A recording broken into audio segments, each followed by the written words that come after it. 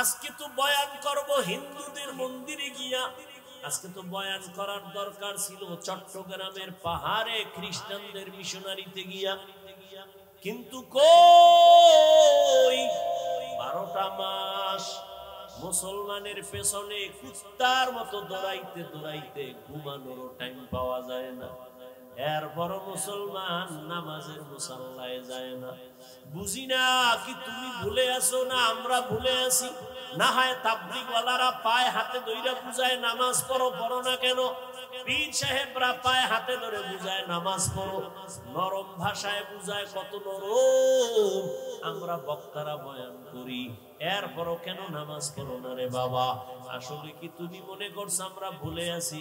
একটা প্রমাণ দেখাও। কারণ উলামায়ে কেরামের যত কথার পাওয়ার, মূল পাওয়ার হাউস হলো কোরআন শরীফ, আল্লাহর কোরআন। এই কোরআন আল্লাহ একজন আছেন, প্রমাণ কোরআন। জান্নাত আছে, দলিল কোরআন। জাহান্নাম আছে, দলিল কোরআন। গুনাহ করলে জাহান্নামে যাবে, প্রমাণ কোরআন। নেক আমল নিয়ে গেলে জান্নাত পাবে, প্রমাণ কোরআন। ওই কোরআনে যদি ভুল থাকে তো সবই ভুল। একটা ভুল বের করে দাও, আমি এখন দাড়ি কেটে ফেলবো, শার্ট প্যান্ট টাই লাগায় রাস্তায় নাচ গান করবো। তুমি কেন ১,৫০০ বছর পর্যন্ত কত পণ্ডিতেরা ভুল বের করার অপচেষ্টা করিয়াও একটা ভুল বের করতে পারে নাই, বরং বহু বিধর্মীরা কালেমা পড়ে মুসলমান হয়ে গেল। ও আল্লাহর বান্দারা, তাহলে সমস্যাটা কোথায়? তুমিও মুসলমান, আমিও মুসলমান রে যুবক। তোমার আমার আল্লাহ দুই না এক? বুঝে শুনে কইও, প্যাচ লাগাইও না। ও যুবক বাবা, বলো তোমার আল্লাহ আমার আল্লাহ, তোমার আমার নবী, কোরআন, হাদিস, কাবা, ধর্ম, কালেমা, দুনিয়াতে আর সীতাও কিন্তু এক। বিদায় বেলা কাফনের সংখ্যা হবে এক। আমারও 3 কাফন, তোমারও 3 কাফন। নাকি আমি একটা বক্তার সম্মানে বাড়ানো হবে? তুমি রিকশার ড্রাইভার, গরিব হওয়ার কারণে একটা কাফন কম হবে। আমারও 3 কাফন, তুমিও 3 কাফনে পেঁচায়া পড়বা, কালার হবে আলাদা। কি কালারও এক, কাফনের উপরে লেখা থাকবে বড় হুজুরের লাশ। হ্যাঁ, তা তো মাস্তানি কেন, এত ভাব কেন? আজ আমি বক্তা বক্তা ভাব, তুমি টাকার ক্ষমতার ভাব। আপনি যেদিন ঢুকবা সেদিন সব বাহাদুরি বন্ধ হয়ে যাবে। কে ধনী, কে গরিব, কে আলেম, কে মূর্খ, কে ইমাম, কে মুক্তাদি, কাফনে লেখা থাকবে। সব লাখ গুণে একাকার হয়ে যাবে।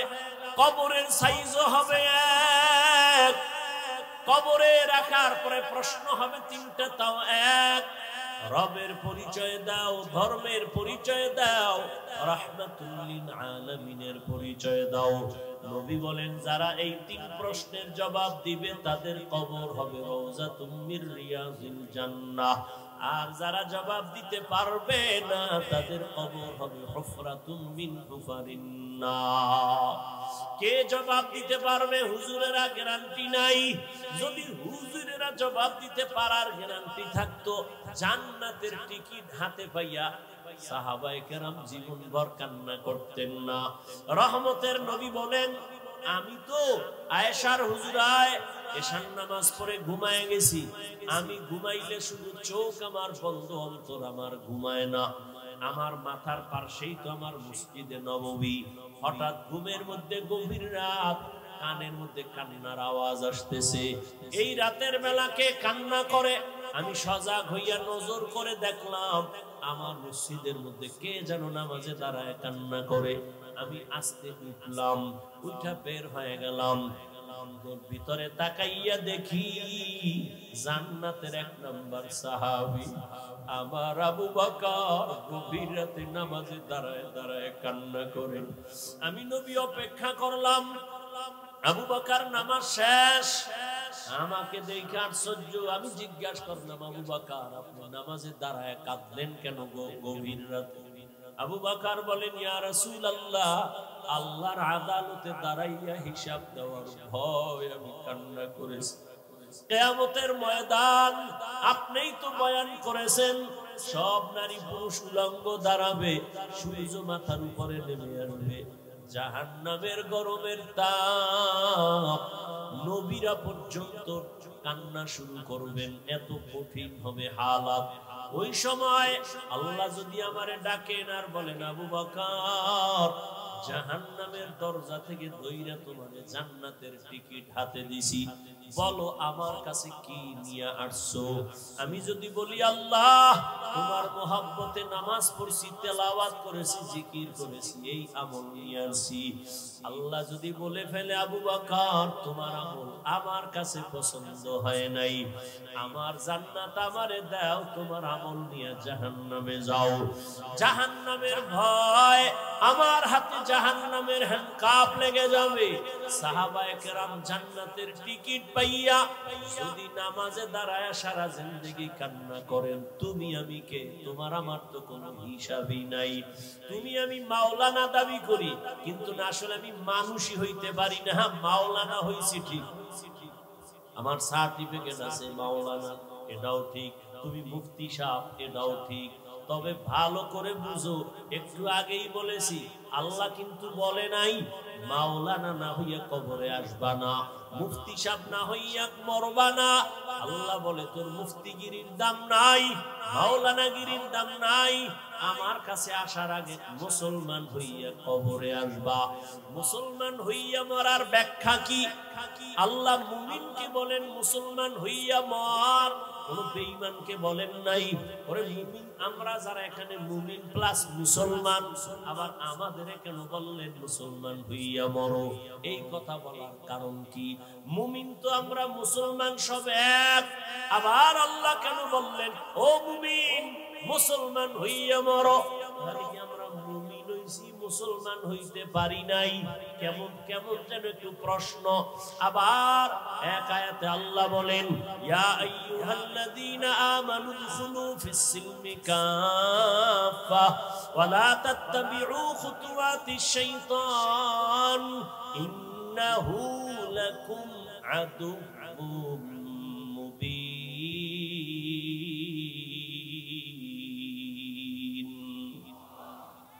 এই আয়াতে আল্লাহ বলেন, এই মুমিন ইসলামের মধ্যে ঢোক, পরিপূর্ণ ঢুকে যাও। আল্লাহ আর এক আয়াতে আরো স্পষ্ট করে বলেন, ইয়া আইয়ুহাল্লাযীনা আমানু আমিনু বিল্লাহি ওয়া রাসূলিহি, ও মুমিন আল্লাহর উপরে রাসূলের উপরে ঈমান আনো। এখানে আমরা সবাই মুমিন না? কথা বল না কেন? আল্লাহ মানি, নবী মানি, মানার কারণেই তো মুমিন। আল্লাহ কয় মুমিন আবার ঈমান আন। মুমিনের ডবল ঈমানের দাওয়াত কেন? এই জবাব দেওয়ার টাইম আমার নাই, থাকলেও আপনাদের ধৈর্য নাই। আছে? আল্লাহ কবুল করে। আল্লাহ দুই জবাব দিছেন। আল্লাহ তো গায়েবের মালিক নাকি? আমাকে পিসাবরাও গায়েব জানে। আল্লাহ কয়জন? সবাই বলেন আল্লাহ যে এক, কোন দিক থেকে এক বলেন? আল্লাহ কেমন এক যার কোনো দুই? আল্লাহ কেমন এক যার সমান কোন আল্লাহ? আল্লাহ তো এক যার সহযোগিতায় কেউ।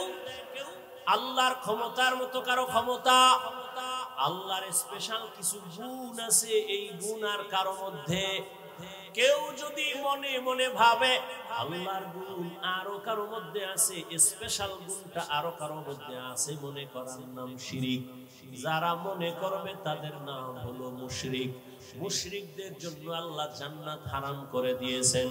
ইন্নাল্লাহা লা ইয়াগফিরু আন ইউশরাকা বিহি ওয়া ইয়াগফিরু মা দুনা যালিকা লিমান ইয়াশা ওয়া মান ইউশরিক বিল্লাহ ফাকাদ দাল্লা দালালাম বাঈদা ওয়া মান ইউশরিক বিল্লাহ ফাকাদ ইফতারা ইসমান আযীমা ওয়া মান ইউশরিক বিল্লাহ ফাকাদ হারামাল্লাহু আলাইহিল জান্নাহ। যারা শিরকের গুনাহ করবে আল্লাহ বলে আমি তাদের ক্ষমা দিব না, তাদের জন্য জাহান্নাম, জান্নাত হারাম করে ঘোষণা দিয়ে দিলাম। আল্লাহর মতো আল্লাহ আছে মনে করা শিরিক, আল্লাহর গুণের মতো কারো গুণ আছে মনে করার নাম শিরিক। যারা মনে করবে তাদের নাম মুশরিক। আল্লাহর স্পেশাল একটা গুণ হলো আল্লাহ গায়বের মালিক। কুল্লা ইয়ালামু মান ফিস সামাওয়াতি ওয়াল আরদিল গায়বা ইল্লাল্লাহ। আল্লাহ বলেন, হে নবী জানায়া দেন আসমানের বাসিন্দারা কেউ গায়ব জানে না। ও নবী জানায়া দেন জমিনের বাসিন্দারা কেউ গায়ব জানে না। কে জানে? একমাত্র আল্লাহ। এরে নবীর উম্মত ভালো করে বুঝো, আল্লাহ পাক রব্বুল আলামিন বলেন আমি আল্লাহ এক, আমি আল্লাহর সাথে আর কারো অংশীদারিত্ব নাই। এরে নবীর উম্মতের দল, আল্লাহ পাক বলেন আমি গায়েব জানি। একটা পর্যায়ে আসবে আমার আখিরি নবীর উম্মতের মাঝে আমি আমি আমি আমি ভাব নিয়া বেঈমানের সাথে মোকাবেলা করার তুলনায় নিজেরা নিজেরা ঝগড়া করবে বেশি বেশি। আমরা বেশি বেশি করি না, আমরা নিজেদের মধ্যে তর্ক বেশি। আজ আমরা যদি একটু তর্ক বন্ধ করে সব যদি এক হাতে হাত রাখতাম, কিছু লাগবে না, আন্দোলনও লাগবে না, স্লোগানও লাগবে না, শুধু এক ময়দানে যদি সব আলেম আসতো, এইটা দেখাই বেঈমান আর নাস্তিকদের ঘুম হারাম হয়ে যাইত। আল্লাহ জানেন শেষ জমানায় মানুষ আমার উম্মত নবীর উম্মতের মাঝে মুমিনে মুমিনে ঝগড়া করবে, রক্তক্ষয়ী সংঘর্ষ লাগাবে, নিজেরা নিজেরা অহংকারী ভাব নিয়ে। কি কইব? কইবে নবী কাফেরের কাছে দাওয়াত দিছে, তোমরা মুমিন হইয়া কেন মুমিনের দাওয়াত দাও? এরকম ঝামেলা আছে না নাই? চট্টগ্রামে নাই? নবী দাওয়াত দিছে কাফেরের কাছে, ও তাবলীগ ওয়ালারা তোমরা এক মুমিন আর এক মুমিনের কেন কালেমার দাওয়াত দাও? আল্লাহ কয় আমার কোরআন থেকে জবাব নিয়ে যাও। আমি আল্লাহ মুমিনকে ডবল দাওয়াত দিলাম, ইয়া আইয়ুহাল্লাযীনা আমানু আমিনু বিল্লাহ। আল্লাহ যদি মুমিনকে আবার ঈমানের ডবল দাওয়াত দিতে পারে, আমরা মুসলমান কেন মুসলমানের দাওয়াত দিতে পারবো না? আমি তো বসেই বললাম আজকে বয়ান করব হিন্দুদের মন্দিরে, খ্রিস্টানদের গির্জায়। 12 মাস মুসলমানের পেছনে দৌড়ায়, ঘুমানোর টাইম নাই। এরপরও লাইনে রাখা যায় না, এরপরও লাইনে রাখা যায় না। বিধর্মীরে দাওয়াত দিব কখন? আর এই প্রশ্ন যারা অনর্থক করে এরাও কিন্তু প্রশ্নের সাথে মিল নাই। যারাই প্রশ্ন করে এরাও কিন্তু মুসলমানের দাওয়াতি মজলিসে বসে এই প্রশ্ন উঠায়। তোমরা হিন্দুদের মন্দিরে গিয়া যদি দাওয়াত দিয়ে কইতে আমরা হিন্দুদের মন্দিরে আসছি, তোমরাও যাও, তোমরা কেন মুসলমানের দাওয়াত দাও? এই যে বললাম, যেই মুসলমান আপনার আল্লাহ আমার আল্লাহ এক, নবী এক, কোরআন এক, কাবা এক, ধর্ম এক, কালেমা এক, সব এক, অথচ আপনারা অনেক ভিআইপি জগতের মুসলমান। কেন? আমি মাথায় টুপি না দিলে লজ্জা পাই। ও নোয়াপাড়ার মুসলমান, তুমি কেমন? তুমি টুপি দিতে লজ্জা পাও, তুমি কত ভিআইপি মুসলমান। আমি দাড়ি কাটতে লজ্জা পাই, তুমি দাড়ি রাখতে লজ্জা পাও। তুমি কত বড় ভিআইপি মুসলমান। কোন জগৎ থেকে তোমারে আল্লাহ আলাদা বানাইছে? আমি নামাজ না পড়লে লজ্জা পাই, তুমি কেমন মুসলমান? নামাজ পড়তে গেলে লজ্জা পাও। ও যুবক, আমি দাড়ি কাটতে লজ্জা পাই, তুমি দাড়ি রাখতে লজ্জা পাও। শুধু কি লজ্জা পায়, আবার উল্টা আমগো প্রশ্ন দিয়ে আটকানের লেগে বয়ে থাকে। দাড়ি না রাখলে অসুবিধা কি? টুপি না পরলে অসুবিধা কি?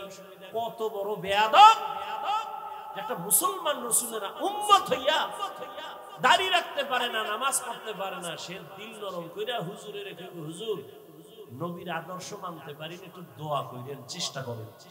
এটা না আদব? কত বড় বেয়াদব হইলে অন্তরের মধ্যে প্রশ্ন রেডি রাখছে, হুজুরে জিগাইলি আমি প্রশ্ন ছুড়ে দিব। টুপি না পরলে অসুবিধা কি? দাড়ি না রাখলে অসুবিধা কি? আমার নবী যদি কয় তোর মতো বেয়াদব, আমি মুহাম্মদের উম্মত স্বীকার না করলে কি অসুবিধা কি? তুমি মুসলমান, তোমার অন্তরে এই প্রশ্ন আসে কিভাবে? তুমি পারো না, তোমাকে তো কেউ জাহান্নামী বলে না। তুমি দোয়া চাইবা, হুজুর চেষ্টা করবো নবীর তরিকা যেন মাইনে চলতে। তুমি কত বড় গাধা!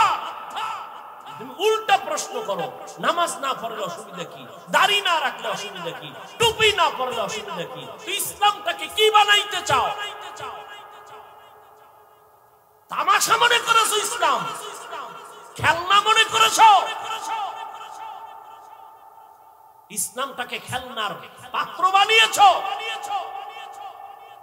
মুসলমানের সন্তান কই পেয়েছ এই দুঃসাহস? কোন বেঈমান আর মুনাফিক তোমাকে এই প্রশ্ন শিখায় দিয়েছে? কিসের মুসলমান তুমি? গৌর গোবিন্দ সিলেটের জমিনে ওই বেঈমানের মোকাবেলা করতে তো বেতের বাড়ি লাগে নাই। শাহজালালের তাহাজ্জুদের কান্নার ফজরের আযান, কই তোমার সে তাহাজ্জুদ, কই তোমার সে আযান, কই নামাজ? সারাটা রাত মোবাইল দেখে কবিরা গুনাহ করে চেহারাটা নষ্ট করে ফেলেছো। ভাব দেখাচ্ছ তুমি বড় বুজুর্গ, আলেমের ভুল ধরো। এই বেয়াদবি কে শিক্ষা দিয়েছে তোমাকে? তুমি লিখে রাখো আমার কথা, যদি মরে যাই কবরে জুতা মারবি যদি মিথ্যা হয়। যদি এখনো তওবা না করো, আলেমের বিরোধিতা করে তোর মরা হবে জীবনের পঙ্গু হওয়া মরা। লিখে রাখিস, ওয়ালা তামুতুন্না ইল্লা ওয়া আনতুম মুসলিমুন।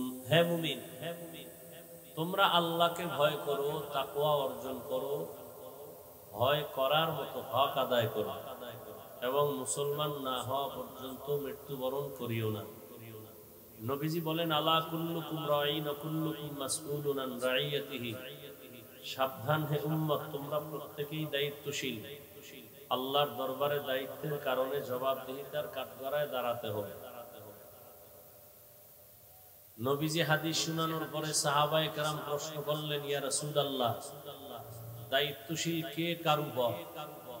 নবীজি বললেন, অধীনস্থদের যিনি কর্তা গার্ডিয়ান তিনি অধীনস্থদের জন্য দায়িত্বশীল। মা বাবার অধীন সন্তান, প্রত্যেক মা বাবা সন্তানের দায়িত্বশীল। ছাত্ররা শিক্ষকের অধীন, প্রত্যেক শিক্ষক ছাত্রদের জন্য দায়িত্বশীল। একজন স্ত্রী তার স্বামীর অধীন, প্রত্যেক স্বামী তার স্ত্রীর জন্য দায়িত্বশীল। মসজিদের মুসল্লিয়ানে কেরাম ইমাম ও খতিবের অধীন, প্রত্যেক ইমাম ও খতিব মসজিদের দায়িত্বশীল। প্রত্যেক ইমাম খতিব কিসের দায়িত্বশীল? কথা হয়, মসজিদের দায়িত্বশীল, কমিটি না। খুব খেয়াল করেন, কমিটি মসজিদের দায়িত্বশীল না। কমিটি হলো বিল্ডিং এর দায়িত্বশীল। বুঝেন নাই? বিল্ডিং কেমনে বড় করবে, ছোট করবে, সুন্দর করবে, এই দায়িত্ব কমিটির। কিন্তু এখন গেছে সব উল্টা পাল্টা হইয়া, মসজিদ বাদ দিয়ে এখন ইমাম আর খতিব এদের দায়িত্ব নিয়ে বাহাদুরি করে অনেক কমিটির লোকেরা। এটা কেমন হইল? শিয়ালের হাতে মুরগি দেওয়া যেমন হইল।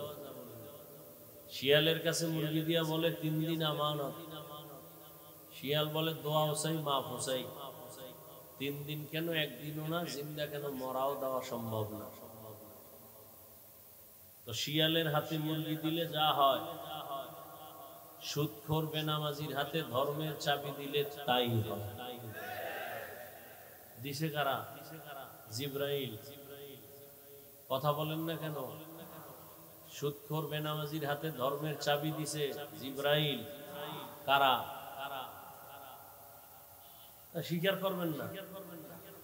অন্যায় করছেন, এটা স্বীকার করতে খুব প্রেস্টিজ লাগে না?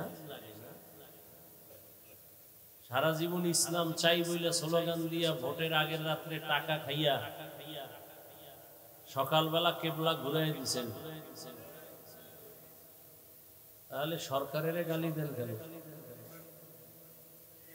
কপাল তো আপনার খারাপ, আপনি হারাম খাইলে আপনার নেতাও তো হারামখোর হবে। আপনি সুদখোর হইলে আপনার নেতাও সুদখোর হবে।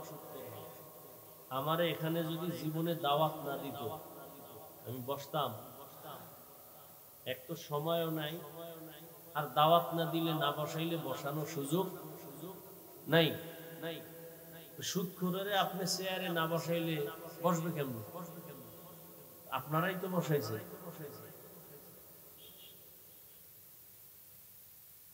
বড় কঠিন হিসাব, বড় কঠিন। একদল পাইয়া আড়াইছে কাঁদতেছে, আর একদল না পাইয়া কাঁদতেছে। কি কেউ বেশি খাইয়া কাঁদে, কেউ ক্ষুধায় কাঁদে। মোড়ো খাইতে দিই, পেটে ক্ষুধা। এই জন্য যুবকদের বলি, তুমি যত বন্ধুর পিছনে ঘুরো সব চান্দাবাজ আর ধান্দাবাজ। তোমার কলিজার নিঃস্বার্থ আপন বন্ধু একমাত্র, শুধুমাত্র, কেবলমাত্র উলামায়ে কেরাম।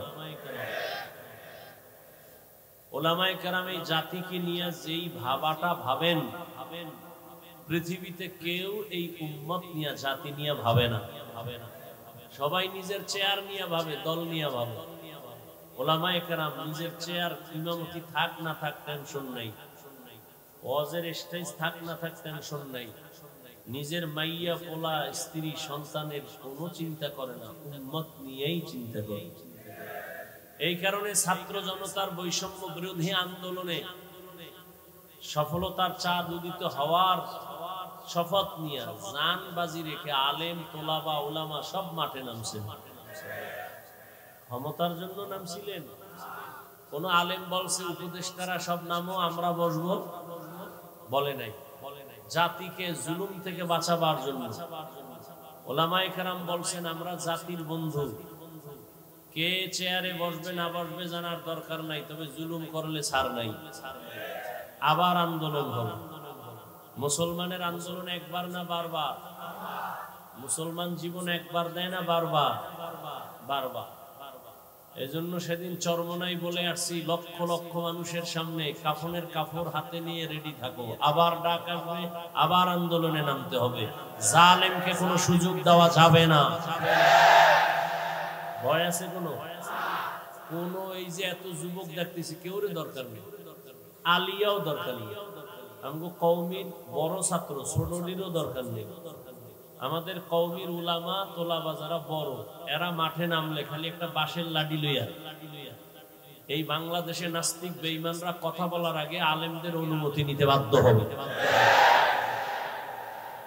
কিন্তু ঝামেলাটা তো আপনারাই লাগাইছে তলে তলে। উলামায়ে কেরাম যাও একটু কাছে আসে, ভক্তরা ফেসবুকে আকাম কইরা দূরে রাখে। কি কথা হয়? আলেমের বিরুদ্ধে যারা কলম ধরে, আমি সারা বাংলাদেশে বলছি, এরা মা বাবার অভিশপ্ত সন্তান। যে হোক ওর কপালে মা বাবার অভিশাপ আছে, না হয় আলেমের বিরুদ্ধে কলম ধরতে পারে না। ও মরার আগে পঙ্গু হয়ে মরবে। জীবনে বহু দেখছি ছোট্ট বয়সে, বলার সময় নেই, আলেমের সাথে যারা বেয়াদবি করে ওরা মরার আগে মরে, মরার আগেই মরে। তুমি যদি বাইতুল মুকাররমের খতিব, তোমার কপালেও ভোগ আছে। কথার কথা। উলামায়ে কেরামের ইজ্জত নিয়ে যারা টাল বাহানা করে, এদের ছাড় নেই। আল্লাহ ধরে ফেলবেন।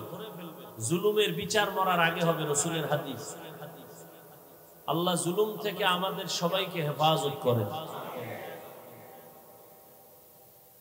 ছাত্র এখানে অধিকাংশ যুবক। এক আন্দোলন দিয়ে তো বুঝছো ছাত্ররা কি পারে, বুঝা গেছে না? এত ভয় কেন? তার মানে এটা না যে কোনো মুরব্বী কোনো আলেমের সাথে বেয়াদবি করে। খবরদার। মা বাবা হাজারো অন্যায় করলে কি সন্তান যুদ্ধ করবে? করবে? আমি উদাহরণটা এভাবে দেই। ইমাম সাহেব নামাজে দাঁড়াইছে মসজিদে, মাইক কানে লাগাইয়া মাগরিবের নামাজে, তো পাশে চায়ের দোকান, মাইকের বক্সের আওয়াজ বাইরে যায়, কটা বেনামাজি বয়ে বয়ে ডান হাতে বিড়ি টানে, বাম হাতে চা টানে। ও নামাজ লাগে না, ও দিল এমনি পরিষ্কার। তো ইমাম যে নামাজে দাঁড়াইছেন, তেলাওয়াত করতেছেন, নামাজে ভুল হতে পারে না পারে না? ভুল হলে কি করতে হবে? বলেন, সত্য কথাটা বলেন। লোকমা দিতে হবে, তাই তো? ইমাম সাহেব আল্লাহর কি কুদরত, আলহামদুলিল্লাহ সূরায় ভুল হয়ে গেছে। চায়ের দোকানের বেনামাজি যে মূর্খ, এরাও ধৈর্য ফেলাইছে আলহামদুলিল্লাহ সূরার ভুল তো ধরা সহজ। একটা জিব্বে কামড় দিয়া কয় কি, ইমাম সাহেব তো ভুল করে লাইছে, লোকমা দেয়। ও চায়ের কাপ ধুইয়া জানালা দিয়া তাকায়, কয় ইমাম সাহেব কামটা ঠিক করেন নাই, তাড়াতাড়ি ঠিক করেন। কি দিছে? এটা লোকমা না বেয়াদবি? এটা লোকমা না গাদ্দারি? ভালো করে এই পয়েন্টটা মনে রাখবা আমার যুবক বাবারা। ইমামের ভুল হতেই পারে, লোকমাও দিতে হবে। তবে চায়ের দোকানের লোকগুলো গিয়ে জানালা দিয়ে যে লোকমা দিছে, এটা লোকমা না, এটা চূড়ান্ত গাদ্দারি আর বেঈমানি আর বেয়াদবি। কারণ লোকমা কেমনে দিবে? সিস্টেম আছে না?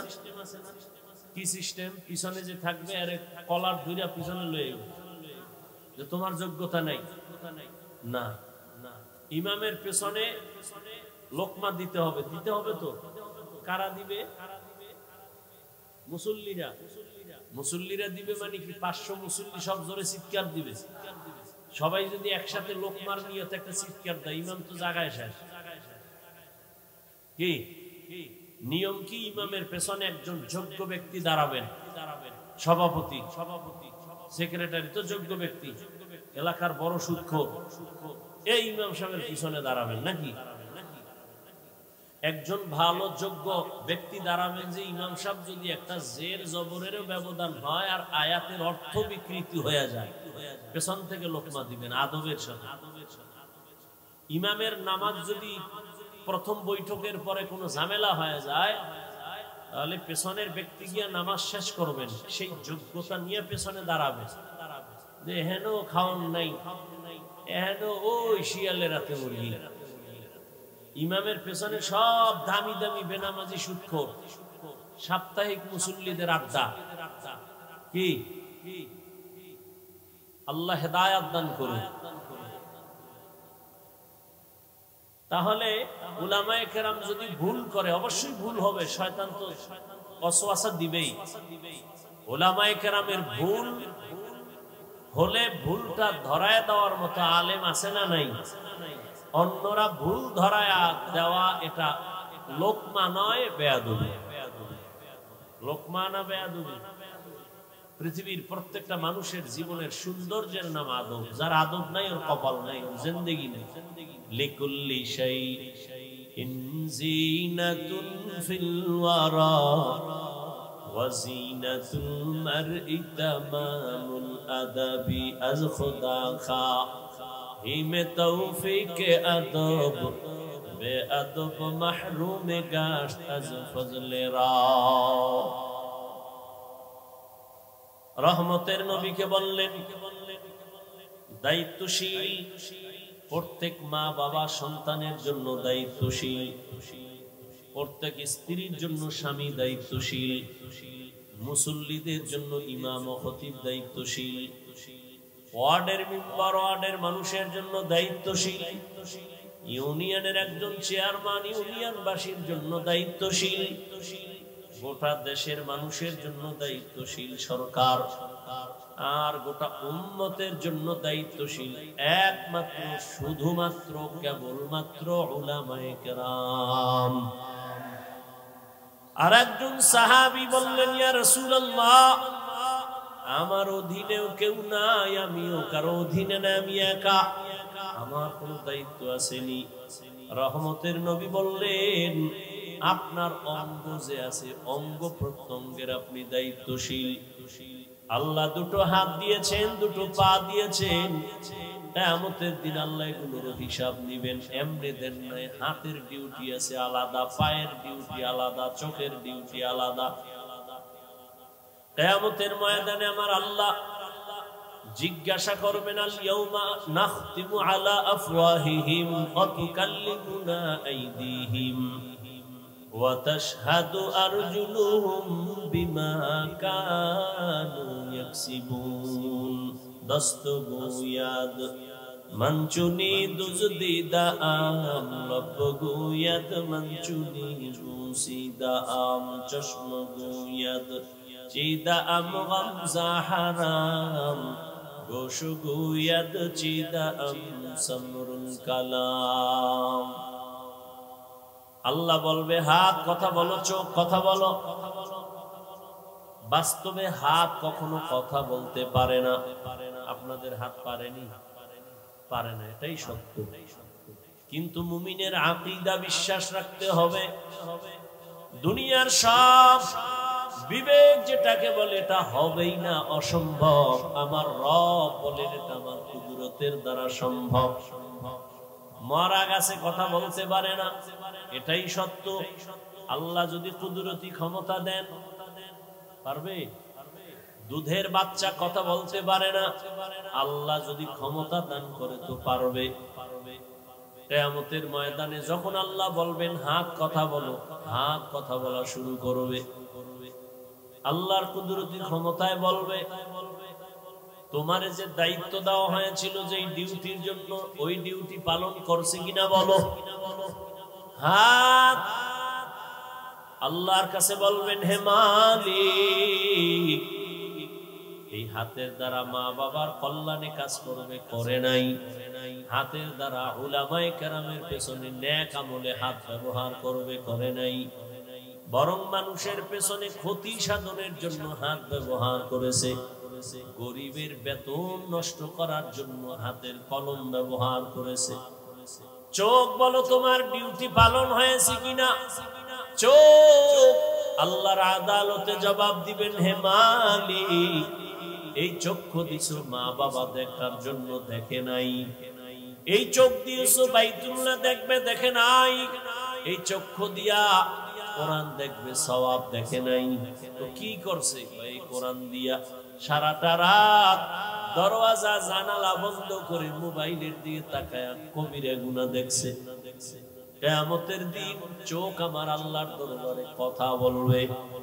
এজন্য আল্লাহর নবী বলেন সাবধান, দায়িত্ব সম্পর্কে আল্লাহর আদালতে দাঁড়াতে হবে। সবাই জবাবদিহিতার কাঠগড়ায় দাঁড়াবেন। এই ভয়টা সাহাবায়ে কেরামদের মধ্যে চলে আসার কারণে দেশের ক্ষমতা হাতে নিয়েও রাতের গভীরে নামাজে দাঁড়ায় দাঁড়ায় কান্না করেছেন। জান্নাতের টিকিট হাতে পাইয়া সাহাবায়ে কেরামের কান্নার আওয়াজ। আর আমরা এত বয়ান শুনি, বয়ান জানি, এখানে এমন একটা মানুষও নাই যেই কথা জানে না।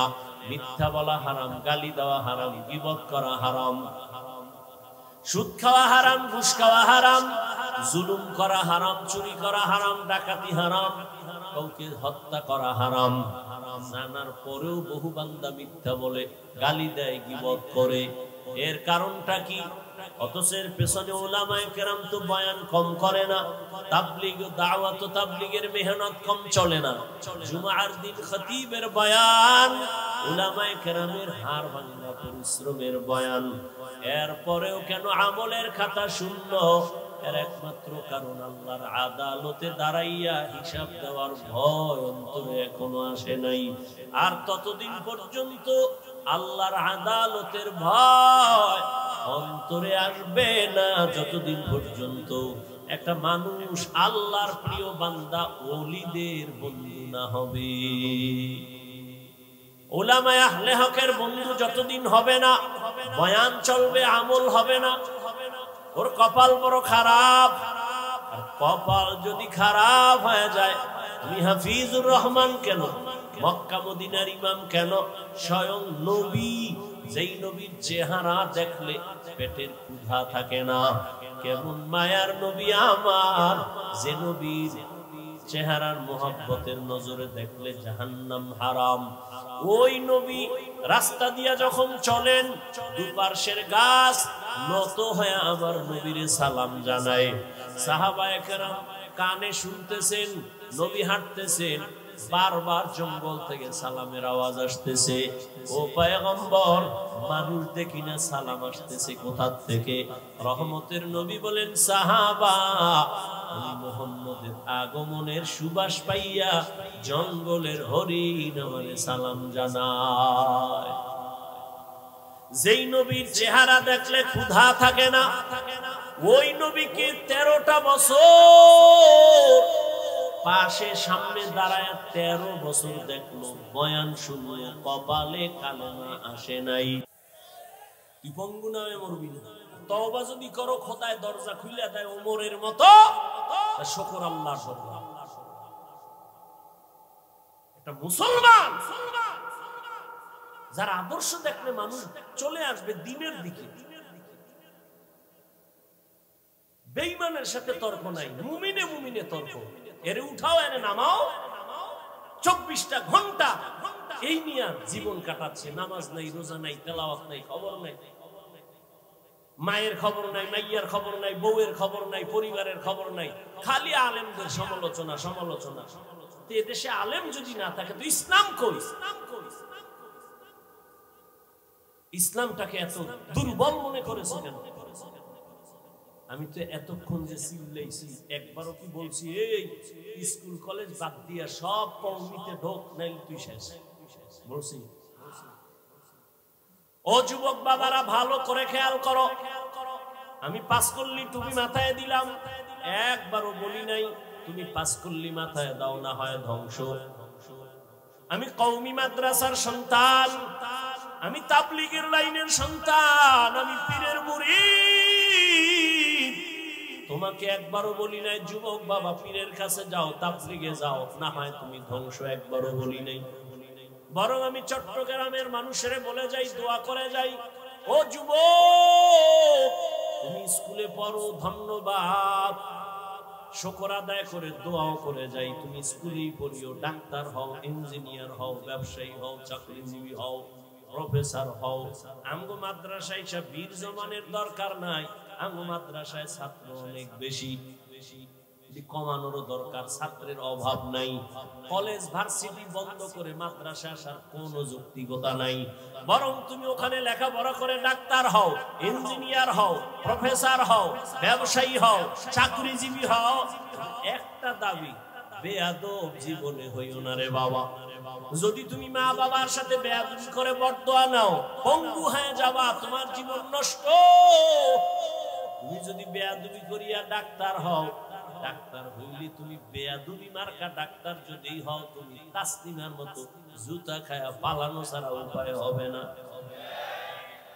অতএব বাবা তুমি বেয়াদব হইও না, তুমি একজন সফল আদর্শের ডাক্তার হও, আদর্শবান ইঞ্জিনিয়ার হও, আদর্শবান ব্যবসায়ী হও।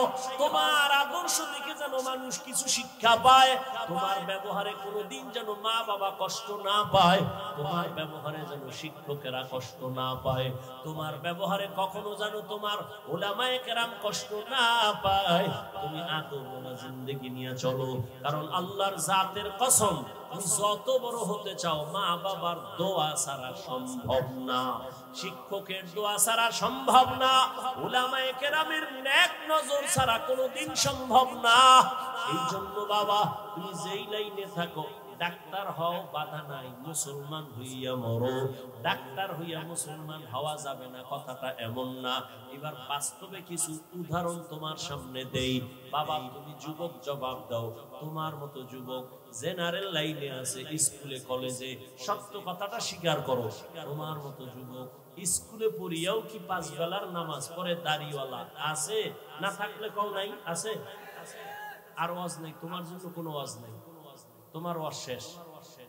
তুমি শুধু এতটুকুই আল্লাহ বিবেক দিছে, কুকুর শুয়ারকে আল্লাহ ভালো মন্দ যাচাইয়ের বিবেক দেয় না, তোমাকে দিছে। তুমি শুধু এতটুকু নিজেকে জিজ্ঞাসা করো তো, তোমার মতো জেনারেল লাইনের ছেলেটা স্কুল কলেজে পড়ে যদি দাড়ি থাকে, নামাজ থাকে, তুমি পারো না কেন? আর কোনো ওয়াজের দরকার নাই তোমার। তোমার মতো যুবক সন্তান র‍্যাব, আর্মি, পুলিশ, বিডিআর এর চাকরি করে নামাজ ছাড়ে না, বলো বাবা তুমি কেন পারবা না? তোমার মতো যুবক ওসিডিসি এসপি 5 ওয়াক্ত নামাজ পড়ে, বলো তুমি কেন পারবা না? তোমার মতো যুবক সন্তান রাস্তায় গাড়ি চালায়, ড্রাইভারি করে, এক বেলার নামাজও বাদ দেয় না, বলো বাবা তুমি কেন পারবা না? ও যুবক বাবারা, তোমার মতো কত ব্যবসায়ী আজান হয়েছে দোকান বন্ধ করে নামাজে চলে গেছে, দাড়িও ফালায় না, নামাজও বাদ দেয় না, হারাম ভাবে ব্যবসা করে না, এমন বান্দা আছে, তুমি কেন পারবা না? জীবনে মাদ্রাসায় পড়ে নাই, আলিফ বাতাও শিখে নাই, জেনারেল লাইনে থাইকে যদি তোমার মোহাব্বত আল্লাহর নবীর আদর্শ নিয়ে চলে, এতটুকু নিজেকে জিজ্ঞাসা করিও, বালিশে মাথা লাগায়, তুমি কেন পারবা না? তোমার মতো যুবক নদীর মধ্যে মাছ ধরে নামাজ পড়ে, তুমি পারো না কেন? কৃষি কাজ করে নামাজ পড়ে, তুমি কেন পারো না? এখনো সময় আছে, তওবা করে নাও। ও পর্দার আড়ালের মা বোনেরা, আসেনি মা বোন? হ্যাঁ, এরে আম্মা জানেরা, বোনেরা, আপনাদের সন্তানদেরকে নিয়ে যত কথাই আমি শুনাইলাম, এই কথা বাস্তবায়ন হবে না যদি আপনাদের চেষ্টা না থাকে, দোয়া না থাকে।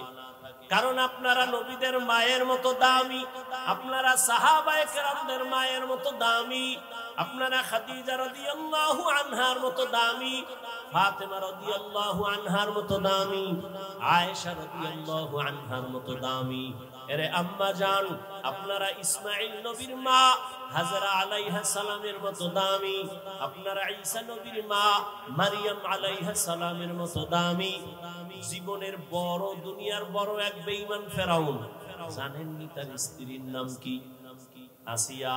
এত বড় বেঈমান ফেরাউনের ঘরে আসিয়া কত বড় আল্লাহর পেয়ারা বান্দি, রহমতের নবী বলেন কিয়ামতের দিন জান্নাতে আসিয়ার সাথে আমার বিবাহের বন্ধন হয়ে যাবে। ও পর্দার আড়ালের মা, আপনার স্বামী তো ফেরাউনের মতো খারাপ না, আপনি কি পারেন না নামাজ পড়ে দোয়া করবেন? স্বামীরে যদি বলতেন স্বামী নামাজ পড়ার চেষ্টা করো, কামাই রুজি করো, তুমি হারাম টাকা ঘরে আনবা না, যদি এভাবে বুঝাইতেন হারাম টাকা খাইয়া নিজের রক্ত নাপাক করবো না, সন্তানেরটাও নাপাক করতে দিব না, দুনিয়ার কোন স্বামী হারাম কামাই ঘরে নিতে পারতো না। এরে আম্মা জান, আপনার মতো কত মা এই অঞ্চলে এখনো পাবেন, পর্দা রক্ষা করে চলে, নামাজ ছাড়ে না, স্বামীর মাল হেফাজত করে, সন্তানগুলোকে আদর্শওয়ালা বানানোর চেষ্টা করে, কখনো মোবাইলে চরিত্র বিক্রি করে না। এরে আম্মা জানেরা, আপনারা কেন পারবেন না? ও যুবক বাবা, এখনো সময় আছে, তওবা করে নাও।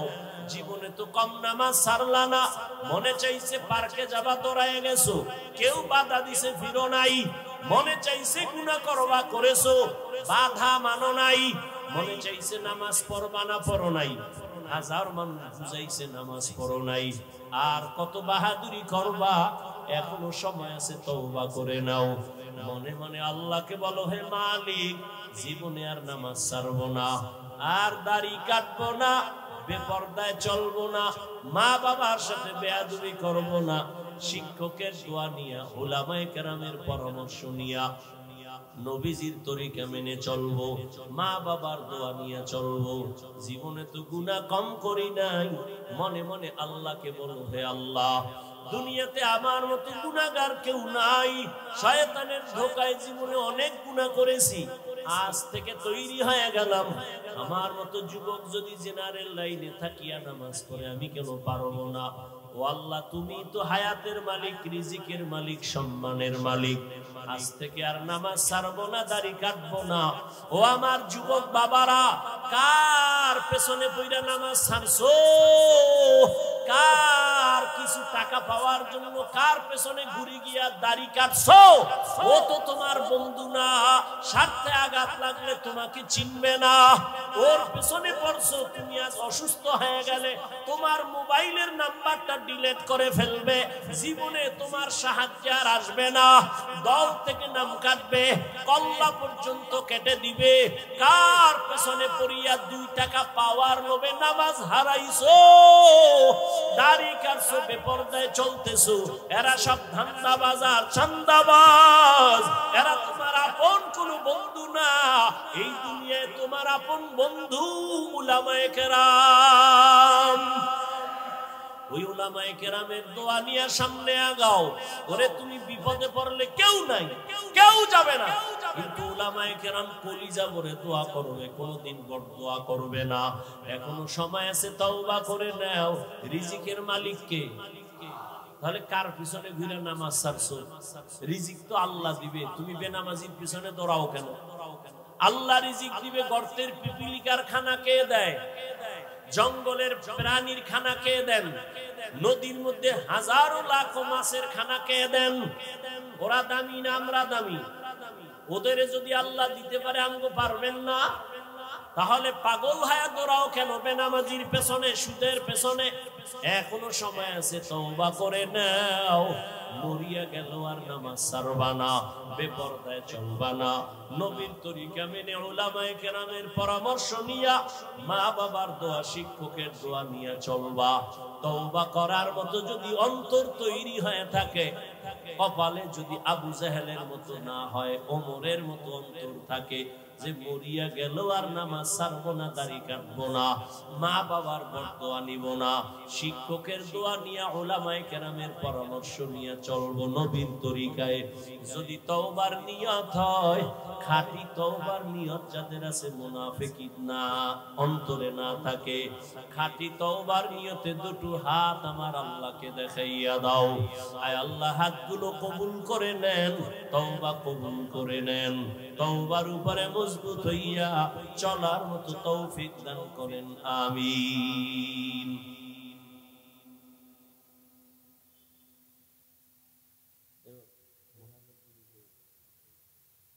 তো আমি দোয়া করি, আল্লাহ আমার প্রত্যেকটা যুবককে কবুল করে। নামাজ পড়া লাগবে তো ইনশাআল্লাহ, সপ্তাহে একদিন, সব সময় আল্লাহ কবুল করে। তওবার উপরে চলতে পারি, আদব নিয়ে চলতে পারি, বেয়াদবির থেকে আমাদেরকে হেফাজত করে। দোয়া করবেন, হযরত দোয়া করে যান, দোয়া বরকতি জিনিস। সুবহানাল্লাহ না, আপনি করে দেন। আলহামদুলিল্লাহি রাব্বিল আলামিন, ওয়াসসালাতু ওয়াসসালামু আলা সাইয়্যিদিল আমবিয়াই ওয়াল মুরসালিন ওয়া আলা আলিহি ওয়া আসহাবিহি আজমাইন। ইয়া আরহামার রাহিমিন, ইয়া আরহামার রাহিমিন, ইয়া আরহামার রাহিমিন। রব্বিরহামহুমা কামা রাব্বায়ানি সগীরা। اللهم إنك عفو كريم تحب العفو فاعف عنا. اللهم إنا نسألك رضاك والجنة ونعوذ بك من سخطك والنار. اللهم إنا نعوذ بك من البرص والجنون والجذام وسيء الأسقام. اللهم إني ظلمت نفسي ظلما كثيرا ولا يغفر الذنوب إلا أنت فاغفر لي مغفرة من عندك وارحمني إنك أنت الغفور الرحيم. ربنا العالمين গুনার বোঝা নিয়ে আপনার দরওয়াজায় হাজির। কুদরতের নজর দিয়ে দেখেন, উলামায়ে কেরাম, মুরব্বি, হাজী সাহেব, পর্দার আড়ালে কত মা বোনেরা, আয় আল্লাহ, গুনার বোঝা নিয়ে হাত তুলেছি। কত যুবক, কত ছাত্র ভাই দুনিয়াতে আসিয়া কত শয়তানের ধোঁকায় পড়ে গুনাহ করেছি। দুনিয়ার মানুষ আমারে কত সম্মানের জায়গায় বসাইছে, অথচ জানে না কেউ আমি কত বড় অপরাধী। আমার গুনার খবর আমার মা জানে না, ভাই জানে না, আপনজন কেউ জানে না। এ জীবনে গুনার কারণে আমার হাত না পাক, আমার চোখ না পাক, আমার জিহ্বা না পাক, অন্তর না পাক। ও আল্লাহ, আপনার দরজায় তওবার নিয়ত